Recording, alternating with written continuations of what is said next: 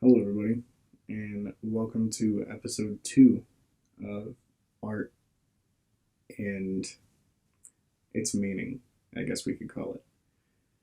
And today's episode, if you watched the last one or read the title, you would know is the different forms of it. We'll be looking at a couple different types of art. There will be more on screen stuff for this video so I can show you more examples of, show contrasts of each one. One of them a little harder than the others. But okay, let's dive right in. We'll start off with what everyone thinks of first when you hear the word art. Maybe not everyone, but most people, I'm sure. Paintings and drawings. Now, like I said in the last video, the interpretation of whether art is good or not good is totally person to person. There's no wrong or right answer with that, and it's really up to you. It doesn't matter whether you think it's important or not. One piece that you might just brush off might mean a lot to somebody else. Let's look at something that is seen as artistic from. Let's look at a painting that is seen as artistic from a objective standpoint of, oh yeah, this is art. This one right here. I don't remember the name of it. But now, let's look at Andy Warhol's Soup. It's just soup. But to him, who knows?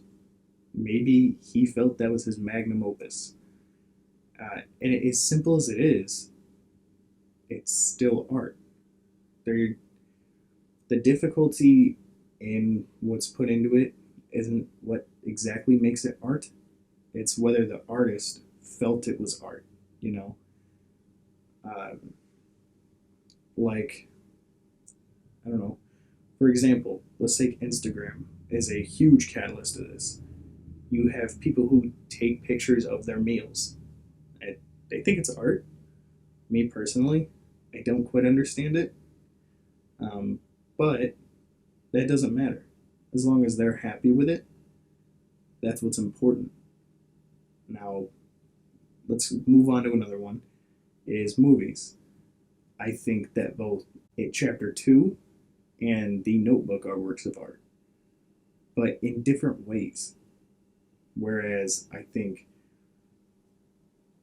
it is artistic in the way it's able to kind of get under people's skin and creep you out. The Notebook's artistic in the way that it can tell its story.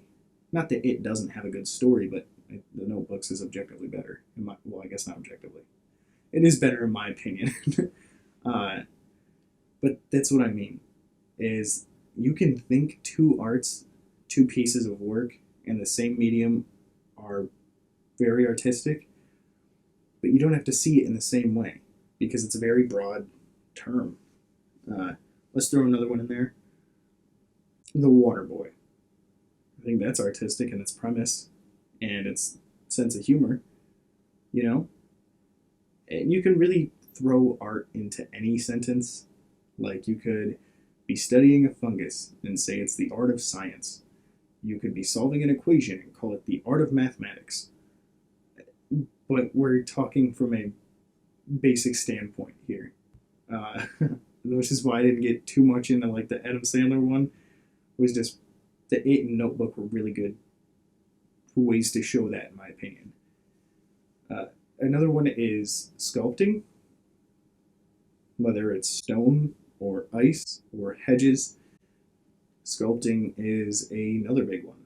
Someone might look at a stone sculpture, like the sculpture of David, and get lost in it. But then look at a hedge that someone shaved into a heart and just be not completely unfazed by it. And just walk by it like, yeah, cool. But then you might also have someone else who's the exact opposite. You know what I'm saying? It comes down to person. Again, interpretation, which I guess will be the main point of this series.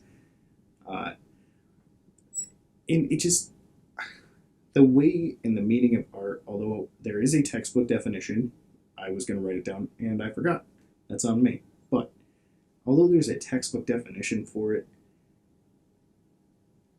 I think art really comes down to who you are. Like with the hedge example, whereas you might think the David statue is beautiful and ignore the heart, someone may think the heart's beautiful and ignore statue of David. And that can be go with anything like music. In the last episode, I said what music I think is art is the 30s to 50s stuff where you can hear the gramophone and the hiss, the humming of the instruments, the background noises. But then you have what, like one of my friends growing up, I won't say his name, thinks that like screamo is art. I think it's impressive. I think it's insanely impressive. I can't do it, but I don't think it's art personally. But that's okay. You don't have to see eye to eye with everybody when it comes to art. What you see as art is completely up to you, and no one's allowed to change that. Nobody's allowed to look at you and say you're wrong. Well, I mean, they're allowed to, but they're incorrect if they look at you and say you don't like this type of art that I like. You're wrong. Like that's the bottom of it.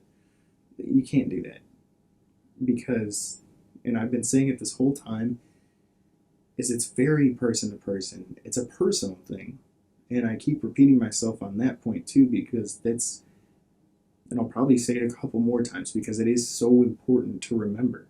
You can't gauge what you really think is artistic off of what somebody else thinks. And you might have similar minds with somebody. That's okay. But I'm saying you can't let someone else tell you what you think isn't artistic. Like, again, like I said in the last one, I've shown people that type of music I think is super artistic and I love it and it hits me in the feels, you know? But with them, they're like, that's weird. Why? How can you like that? Like, we have such higher quality now. Like, yeah, I know, but it takes away a little bit of that spark. But yeah. And there was another type, drawings. That's what it was. See, I told you to be stuff like that, because this isn't scripted anymore. This is off my dome. We're talking together, not at each other. But anyway, drawings. You can take a child's drawing of a house, and you can take the drawing from last time. We'll use it as an example just this final time. But those can be beautiful in their own ways. The house is because even though a kid may spend 30 seconds making that house, that drawing could mean so much to them. That's their house. And if they have a dog and a couple stick figures there, that's their family. That means a lot to that child. Not that this art is the same as the house, but I'm saying this guy put a lot of work into this one too, and it means a lot to him. Whether or not you think a piece of art looks good shouldn't be the question. Whether or not it's categorically artistic shouldn't be the question. It's what do you feel from this? Like I said, something as little as a kid's drawing of their house and family is also artistic. That kid may not have spent 6 weeks on it, but they do care about that drawing. I don't know why I'm getting aggressive. I apologize. I've been finding that this art's been really pulling something out of me. Just this passion that I've been lacking for a while, and I can't get over it. So, yeah. Now that the rant's out of the way, that's just important to remember. Art comes in many different styles, and depending on who you are, if you don't think you're artistic, then try a different form of it. Maybe it's sculpting. If you can't draw or you don't really listen to music, like I don't really listen to music anymore, but I started drawing and I loved it. But if you don't like either of those things, try painting. You don't like painting? That's okay. Try writing poetry. That's art. If you don't want to draw, maybe you need to go outside with a hedge saw and just start carving hearts in your own property. I don't want to be liable for you, you know, shaving the neighbor's bushes into hearts and people and faces, okay? Follow the laws, but let your creativity go once in a while. You may find a hobby that you were extremely good at day one, but you never gave it the light of day because you just never thought it could be you, you know? So, yeah, don't limit yourself. Don't limit what art is when you stop limiting yourself. Just do what makes you happy. And again, it doesn't matter if it takes you 30 seconds or 6 weeks. As long as it means something to you, that is art. And I think I got my point across this video. I hope you're enjoying the series so far if you've watched both episodes, and I will see you in episode 3. See ya.